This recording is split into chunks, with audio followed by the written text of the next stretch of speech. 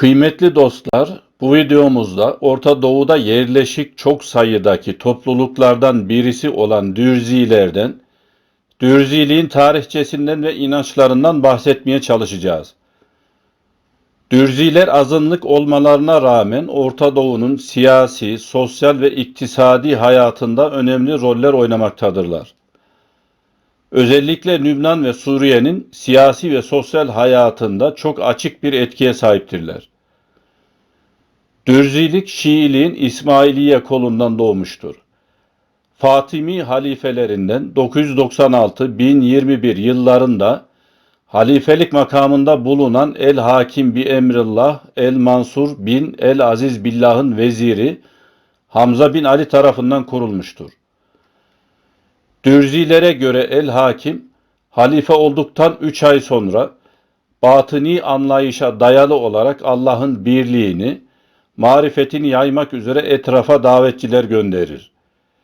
İsmaillikteki 7 devir inancına göre 7'şer yıl süreyle 3 kişi tarafından yürütülen propaganda faaliyeti, hilafetinin 21. yılında El-Hakim'in Hicri 1 Muharrem 408, miladi 30 Mayıs 1017 tarihinde Perşembe günü güneşin batışıyla söylediği "Artık size hiç kimse zarar veremeyecek. Şu anda artık dalalete düşürülmeyeceğiniz için rahat ediniz. Müminlerin emiri sizin için bir nizam olacak ve gelecek günlerde sizlere ilahi hikmet yağacaktır" şeklindeki sözleriyle yeni bir devir başlatmıştır. Böylece El-Hakim uluhiyete adım atıyor ve İslam dünyasına yeni bir fırka hediye ediyordu. Ona göre hak ile batıl ayrılmıştır ve onun başlattığı bu hareket bizatihi Allah'ın iradesiyle uyum halindedir. Gerçeklerin tamamını kendinde toplamıştır. Aynı gün güneş batımında Hamza bin Ali de bu hareketin imamı olarak tayin edilir. Hamza ilk iş olarak herkesi ilahi davete çağırır ve Allah'ın birliğinin hakiki bilgisini öğretmeye başlar. Bunun için ibadetlere lüzum olmadığını, manevi ve zihni bir yeniden doğuşun başladığını bildirir. Bütün bu faaliyetler devam ederken sahneye El-Hakim'in uluhiyetini ilan etmesinden önceki davetçilerinden biri olan Anuştekin et-Dürzi isimli biri çıkar. Anuştekin Buharalı bir Türktür. Mısır'a 1016 tarihinde gelmiştir. El-Hakim'in Hamza yerine kendisini imam tayin etmesi için El-Hakim'in görüşlerini kendi lehinde kullanır. Ancak onun aşırı fikirleri halkı galeyana sevk eder. El-Hakim ondan uzaklaştığını söylerse de hareket onun adıyla Düruz, Dürziler şeklinde meşhur olur. Oysa Dürzilere göre Hamza bin Ali'nin liderliğindeki bu yeni ilahi davete bağlananların asıl ismi Muvahhidundur.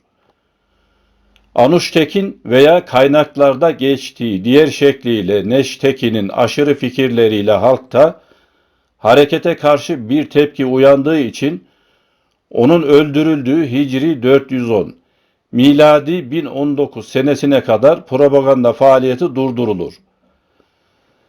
Bu yıldan itibaren Hamza bin Ali etrafa yeniden davetçiler gönderir ve herhangi bir ibadet mecburiyeti olmayan manevi bir akide için taraftar kazanma yollarını arar ve bu süreç 2 yıl sürer.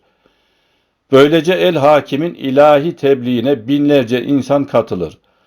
Ancak El-Hakim'in 1021 yılında Dürzilere göre El-Mukattam dağında kaybolması ve bir daha dönmemesi, ayrıca Hamza bin Ali'nin de inzivaya çekilmesi üzerine Hamza'nın 4. halefi Ali bin Ahmet El-Muktena Bahaüddin hareketi yürütme görevine tayin olunur.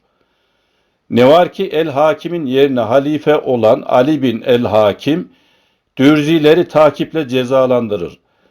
Bunun üzerine Dürzilik yer altına iner.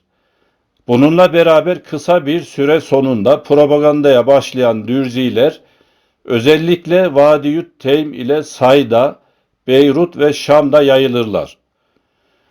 Bu arada kendi aralarında muhtelif gruplara ayrılan Dürziler Haçlı seferleri boyunca Franklar ile müttefik kalmışlardır. Dürzilerin 12. yüzyıldan bu yanaki faaliyetleri ve idareleri Şihabiler, Manoğulları, Tenubiler, Canbolatlar eliyle yürütülmüştür. Dürziler Yavuz Sultan Selim'den bu yana Osmanlı Türklerinin başına askeri ve siyasi yönden hayli dert açmışlardır. Dürzilerin ortaya çıkışı Kahire'de başladığı halde orada tutunamamışlardır. Suriye'nin orta kısmındaki Beka Vadisi ile bu vadiyi kuşatan Lübnan ve Anti-Lübnan dağlarında yerleşmişlerdir. 16. asırdan itibaren de Güney Suriye'deki Havran Dağı, bugünkü adıyla Cebeli Düruz taraflarına çekilmişlerdir. Daha sonra da buralardan bir kısmı Ürdün'e geçmiştir. Bugün özellikle Lübnan, Suriye, Filistin ve Ürdün'de yerleşik olarak bulunan Dürzilerin bir kısmı 19. yüzyılda Lübnan ve Suriye'den Amerika, Avustralya ve Batı Afrika'ya göç etmişlerdir. Halen Venezuela, Brezilya, Arjantin ve Meksika gibi Latin Amerika ülkeleri ile Kanada ve Birleşik Amerika'da da Dürziler mevcuttur. Azınlık olmalarına rağmen Orta Doğu'nun siyasi, sosyal ve iktisadi faaliyetlerinde önemli roller oynamaktadırlar. Özellikle Lübnan ve Suriye'nin siyasi ve sosyal hayatında bariz bir etkiye sahiptirler. Lübnan'da dini, içtimai ve kültürel faaliyetlerinin merkezi Beyrut'tur. Yetimhane, yaşlılar evi, okullar, kulüpler ve diğer teşekküllere de sahip bulunmaktadırlar. İsrail'deki Dürzilerin büyük kısmı Batı Celile ve Karmel Dağı eteklerinde yaşamaktadırlar. 1948 İsrail işgalinden sonra burayı terk etmemişlerdir. Topraklarına çok bağlı olduklarından Filistin Dürzileri İsraillilere mukavemet göstermemişler, hareketsiz kalmışlardır. Ayrıca İsrail devleti de Dürzilere karşı son derece müsamahalı davranmış ve onları diğer Araplardan ayırmak için çok yakınlık göstermiştir. Dürzilerin manevi önderlerine Şeyhül Akıl denir. Lübnan'da iki Şeyhül Aklın bulunması bir gelenektir. Dürzilerin şahıs hukukuyla ilgili durumlarına bakmak için Lübnan'da birkaç bölgede kurulmuş dini mahkemeler vardır. Beyrut'ta ayrıca bir de temyiz mahkemeleri bulunmaktadır. Suriye'de 3 dini önderleri olup bir şura şeklinde faaliyet göstermektedirler. Filistin'de bir dini önderleri vardır. 1961 yılında İsrail'de manevi önder tarafından yönetilen 3 kişilik bir dini meclis kurulmuştur. Buraya kadar Dürziliğin tarihçesi hakkında bilgi vermeye çalıştık. Şimdi de görüşlerinden bahsetmeye çalışalım. Dürzi cemaati dini bakımdan ikiye ayrılmaktadır. Akıllılar ve cahiller. Akıllılar din işlerini bilen sağlam kişilerdir. Önderlerine yukarıda belirtildiği gibi Şeyhül Akıl denir. Akıllılar mezhebin esaslarına sıkı sıkıya bağlıdırlar. Sigara, tütün ve şarap içmezler. Özel kıyafetleri vardır. Söze sadakat, şehvetlerden kaçınma, yiyeceklerde haramdan uzaklaşma, öldürme, fısk, hırsızlık, zina, riya ve bunun gibi davranışlardan kaçınmak akıllıların mecburi görevlerindendir. Akıllıların önderleri akıllıların üstündeki bir tabakadır. Uzlet halinde yaşamak, faziletlere düşkün olmak, kutsal dürzi eserlerini kopya etmek gibi hususlar onların vasıflarındandır. Cahiller, dürzilerin diğer tabakasını oluştururlar. Bunlar bazı dürzi risalelerinin asıllarını değil, şerhlerini ancak okuyabilirler. Becerileri bu kadardır. Kur'an-ı Kerim'i de mütalaa edemezler. Cahillerin sigara içmelerine, dünyevi lezzetleri tatmalarına, refah içinde yaşamalarına müsaade edilir. Özel bir elbise giymeleri gerekmez. Hamza bin Ali'nin ileri sürdüğü şu görüşler, Dürzilerin kısaca inanışlarının esaslarını oluşturmaktadır. Allah 7 imama hülul ederek insani kisveye bürünmüş ve son olarak da El Hakim bi Emrillah'ın suretinde görünmüştür. Hamza'da onun nurunu ve tevhidini öğreten imamdır. Tamamen batıni mahiyette ele alınan bu inanış, karmaşık felsefi açıklamalarla anlaşılır hale konmuştur.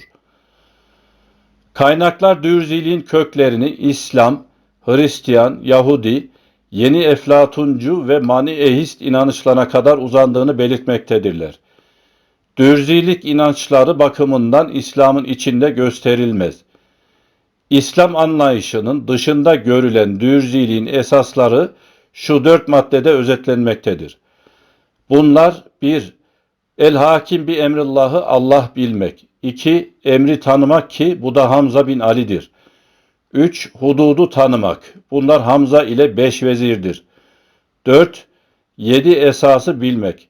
Bunlar iptal edilen 7 akide olan kelime-i şehadet, namaz, oruç, hac, zekat, cihat ve velayettir.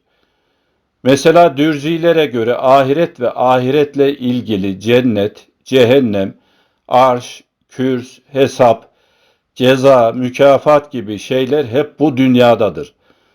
Kıyamet ve hesap günü Hamza'nın kendilerine inanmayanlar aleyhine kıyamıdır.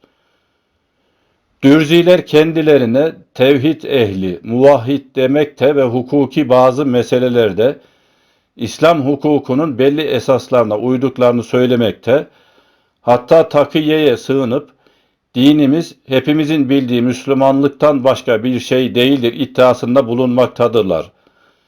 Ama İslam esaslarını hiçe saydıkları ve iman esaslarını da keyfi olarak tahrif ve tağyir ettikleri, yani bozup değiştirdikleri dikkatleri çekmektedir. Dürzilik kendine has inanç prensipleri, ibadet şekilleri, ahlak kuralları bulunan bir din değildir. Yine belli bir dine bağlı kalarak bir mezhep halinde de gelişmemiştir. Dürzilik çeşitli din ve düşünce akımları ile aşırı Şii telakkilerinden etkilenmiş karma bir sistem olarak değerlendirilmektedir.